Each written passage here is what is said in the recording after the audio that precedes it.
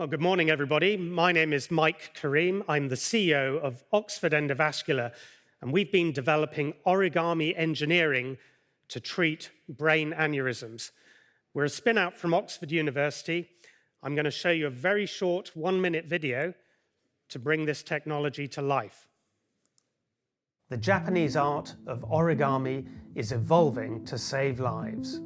1 in 50 people have brain aneurysms that can rupture, causing death and disability.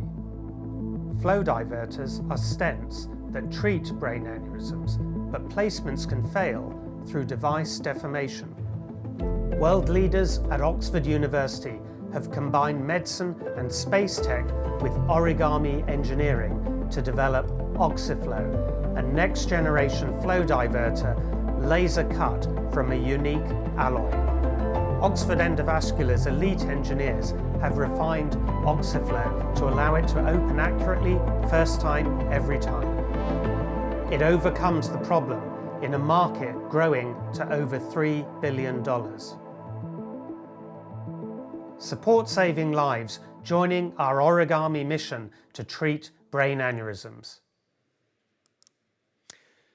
Well, brain aneurysms are surprisingly common. They affect 1 in 50 people. And if a brain aneurysm ruptures, patients have a 50% chance of dying. And of the ones who survive, over 66% will have permanent brain damage. Every year, there are 750,000 people who have ruptures. It's really important that the intervention takes place effectively to treat these. Now, the market for disposable devices that are being used to treat brain aneurysms is currently over $1 billion, but it's rapidly growing over the next few years to over $3 billion. And this is because more doctors are doing these endovascular techniques. There are better imaging equipment that's available, and more countries are getting involved in the treatments. And this just gives you an idea of some of the acquisitions that have been taking place in the space. So the early flow diverter from a startup, Chestnut Medical, got acquired, is now part of Medtronic's portfolio.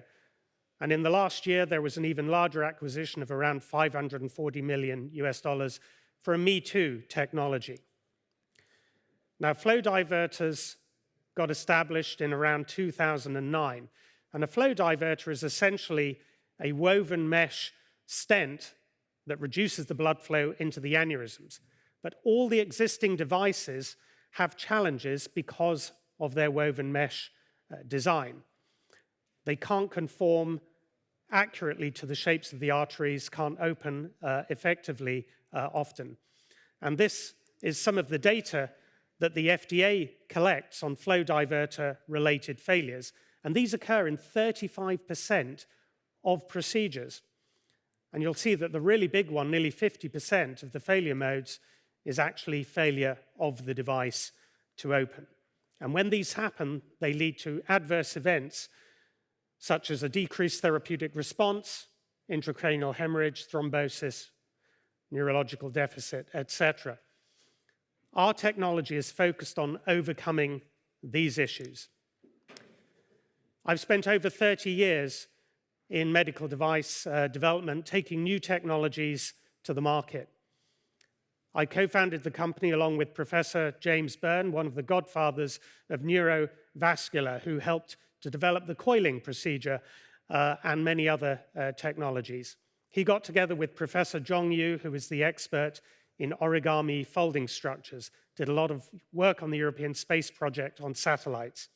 And our chairman, Chas Taylor, has exited 3 vascular companies.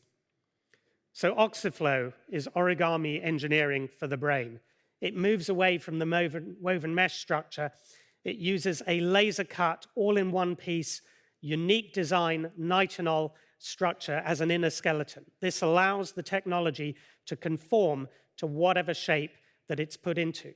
And as we were developing the technology, the doctors asked us to make a device that places and opens accurately first time, every time, resists migration, and avoids having to use more than one device.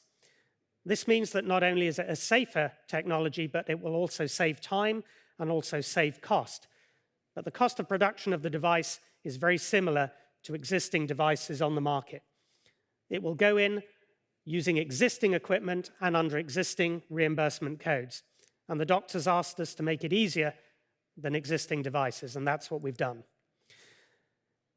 The image below is a model aneurysm with a microcatheter in place, and the main competitor device is about to be deployed. And you'll see the challenges that doctors have trying to get a device to actually open immediately. You can see there's delayed opening here. So the device is having to be recaptured, which actually distorts the device and reduces its flow diversion capabilities.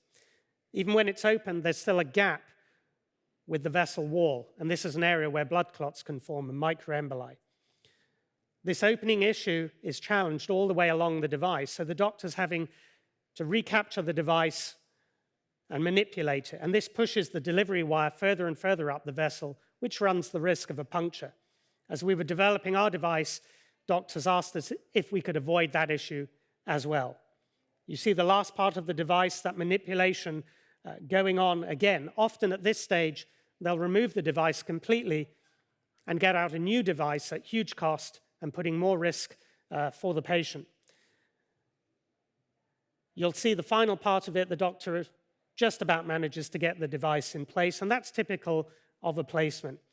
And at this stage, they'll often do another procedure, put a balloon inside the device to force the device open. So these are the typical challenges that are in the marketplace with all the existing devices. The OxiFlow device, by comparison, lands in the right position. It opens immediately due to that unique design that we have with the inner laser cut frame. The rest of the device lays down proportionally with optimized radial force, and the final part of it pops open. And this is what we've seen all the way through the animal work that we've done. During the pandemic, we also worked out a way to get even greater flow reduction. So we see a 98% flow reduction compared to about 93, 94 with the other devices. Our aim was to get equivalence, but we were able to supersede that. And this is showing you a doctor's eye view of how the device shows up under live X-ray. This is from one of our animal studies, and the doctor is looking to see that the device, the margins of the device, are clearly focused and open. Often they cannot even see the edges of the existing technologies on the market. This is an independent pathologist report at 30-day follow-up showing good aneurysm healing and endothelialization of the device, and at a cellular level, no untoward effects. And we've had some great feedback from world key opinion leaders who've looked at the device and given advice all the way through the development program. So we've really tried to listen to their needs. We're going through our V&V and heading towards a first-in-human clinical study, which will be that key value inflection point, and we're about 12 months away from that. We're doing a fundraise at the moment, which is a £6 million fundraise designed to get us to the end of first-in-human. We've got a lot of doctors interested to be involved, and we're narrowing down the sites to be involved. We will then go on to a pivotal clinical study. We've done 2 FDA pre-subs, and the FDA have been extremely helpful in guiding us through our development program. So we're really excited about how this is going. The doctors are really excited. And if anybody wants to join us, we have a lead investor already in the round with a signed term sheet. So please join us and help us solve this issue with origami engineering for the brain. Thank you.